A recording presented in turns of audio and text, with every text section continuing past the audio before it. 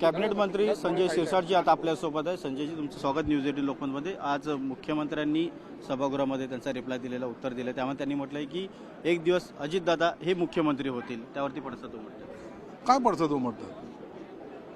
अहो, एखाद्याला शुभेच्छा देण्याचं पडसाद उमटायचं काही कारण नाही आहे। भविष्यामध्ये कोणीही मुख्यमंत्री होऊ शकतो। ज्यांची नावं इतिहासामध्ये कधी घेतली गेली नव्हती असे लोकसुद्धा महाराष्ट्राचे मुख्यमंत्री झालेले आहेत। आणि दादाची प्रबळ इच्छा असल्यामुळे कदाचित त्यांच्या समाधानासाठी अजितदादा देवेंद्र फडणवीसांनी बोललं असेल, तर त्यात गैर काय आहे? आमच्यासारख्याला वाटतं मुख्यमंत्री व्हावं, वाटत कुणाला नाही। आणि त्याचा उल्लेख जर देवेंद्र फडणवीसांनी केला असेल तर ते त्यांच्याबद्दलच्या शुभेच्छा आहेत त्या, म्हणून त्याला स्पोर्टली घेतलं पाहिजे। ते खिलाडू वृत्तीने त्याने केलेलं विधान आहे, म्हणून त्याच्यावर काय गदारोळ आता काय होणार, मग काय देवेंद्रजी राजीनामा देणार आहेत का? असं नसतं होत राहत। भविष्याच्या शुभेच्छा त्यांनी मलाही दिलेल्या होत्या।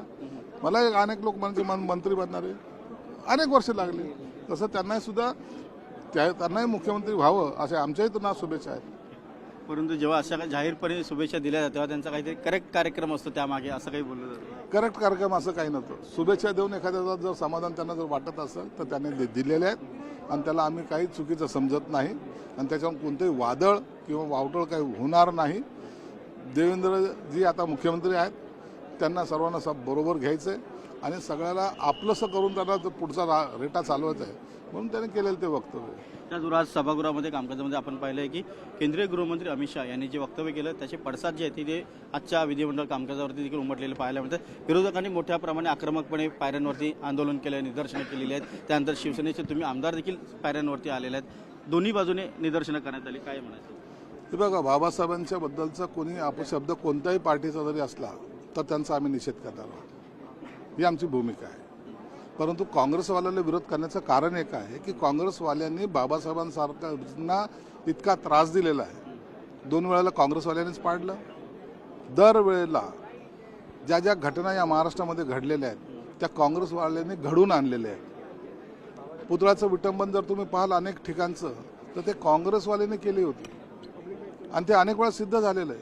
म्हणून काँग्रेसवाल्याला बाबासाहेब आंबेडकरांचं नाव घ्यायचा नैतिक अधिकार सुद्धा नाही, म्हणून त्यांनी जर विरोध केला तर आम्ही त्यांना विरोध करतो। आम्ही बाबासाहेब आंबेडकरांना विरोध करू शकत नाही, ते आमचे दैवत आहेत। ते घटनेचे शिल्पकार जरी असले तर आम्हाला माणूस बनवण्यामध्ये त्यांचा मोठा वाटा आहे असं आम्ही समजतो। त्याचबरोबर त्याचे पडसाद जे आहेत ते मुंबई आणि संपूर्ण राज्यभर उमटताना पाडतात। काँग्रेसचे कार्यकर्ते रस्त्यावरती उतरलेत आणि आक्रमक निदर्शन, काही ठिकाणी तोडफोड देखील केलेली आहे, एक लाठीचार्ज देखील झाले। काँग्रेसला जातीवाद वाढवायचा आहे।